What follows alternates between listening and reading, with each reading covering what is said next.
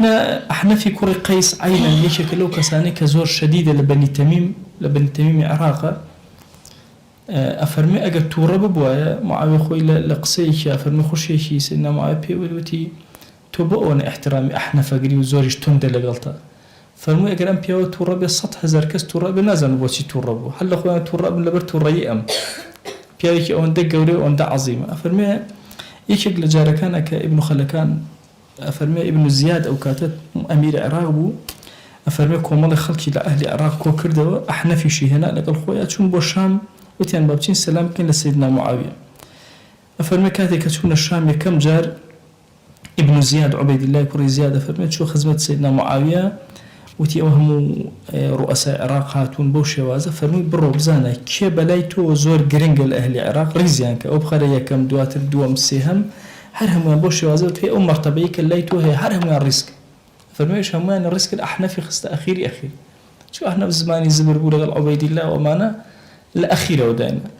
أفرميك هات نجورة ورده سيري كردن تا أخير أحنفي بيني أفرمي أحنفي بانكر خسي بناي خويا سيدنا معي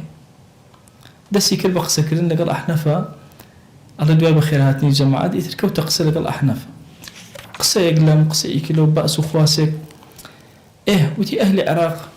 أدي قسم ببكن هرهم ويان سباسي عبيد الله أنا أكردو بسر أو هليان أدا أميري زور قوري وأميري زور باشا لقل ما ناو أفرمي أحنف بيدن بو هيج قصينا أكرد معاوية رضي الله عنه فيه دي أبا بحر جاء أحنف كنيك أبا بحر أي أبا بحر أي توبو قصناكي والله أي أميري إيمان دلاقي قصة كان بعكسي أو أنا قصك معاوية فرمي دي جماعة أهل العراق ومن عبيد الله لا بر عبيد الله كوري زياد لأميراتي ولا بالأميرة البياني دياري أكم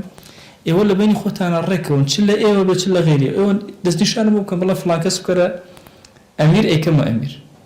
شونا دروا اختلاف دروز بو أو أيو فلان كزدان أمير أيو أمدان بو بمشكلة لبيني أنا أفرمي كهاتنا بروشي دواتر وتي آدي أهل العراق سموكن طبعا احنا في قصيكي مشهوري هي أفرمي أهل العراق أجر همون روجي أمريكا مو بقوري هشتا ترنب أفرمي حزي همون روجي أمريكا مو بقوري شتر بيشتي تازه بتأرى أفرمي دسيان بيكر أوتي فلان كز باشا بو بيك اختلاف لبين لما جسي سيدنا معاوية رضي الله عنه يشر سيري أكيدن وتي أحنا فتوبوهم بيدنجي أي أبا بحر توقسبك فرمي والله أي أمير إيمان دار لا عبيد الله باشتري أنتياني أمانة أيضا هيك لا عبيد الله باشتري عبيد الله بيجربوا السريان أمانة هر أهلي أوصافه كان عبيد الله أفرمي وتي أو قرار مدار لسر زماني أحنف عبيد الله هنا وسرسرتا عبيد الله بيان برونا وبرو عراق أفرمي كاتي كروشتن عبيد الله بانكر دوتي عبيد الله بينم أحنف خست أخير أحنف راس الزماني زبرة بلام تواني تو عزلك لخلافته توجبينته تو عزلك لإمارات لأميراتي لا برشينته نو أميراتي ببيت دنجيكي لقسكاني أوان باشتره أم بياور رياباز نية بياور نية بتويا حالدا وكو أماني دوري بردك تو بلاتو زور قرنجن أمانة بيك كلمة من يشي كأنها الدفاع كليبك هموين القرار عند التوا معاوية برايدا أما هرتوان يقدر أن توي هلا بجارده خلق كتيريان هنا تنها أحنف توي هلا بجارده بوي إكرامي أحنف زور أجري أي بيته وأي كيت أهلي مشورتي خود أفرمي أحنف دعاي لقل أحنفو سيدنا معاوية بيكو كوبنا أفرمي زور قصي الزبري كل برامل وسيدنا معاوية هموي لقبول كرت تحمولي هر هموي كرت أفرمي وهاول دعاي حتى أخش كي بي الله لبو خاطري إخوة ما أمت شون كسيك أو هم قصة الزبرة كانت وشر قبوليك فرمي أو سروكي بني تميمة أجر شري كرد بشريان كرد وشري نكرد بشريان نكرد أجر بيدنج أبن أجر تورب الأخوان وتورب حتى طبعا أحناف كانت سيدنا دائما عائشة رضي الله عنها خويله بجيشك وديت بني تميم خيرك هم اللي قال يا ابن أحناف كخوي لا أدى دانش هرهم دانش اللي قال نامن عبد الله كوري الزبير هروا قال زورك لا جوركانا كاتي أحنف روشتبه روشتون روشتون بوي أحنف كاتي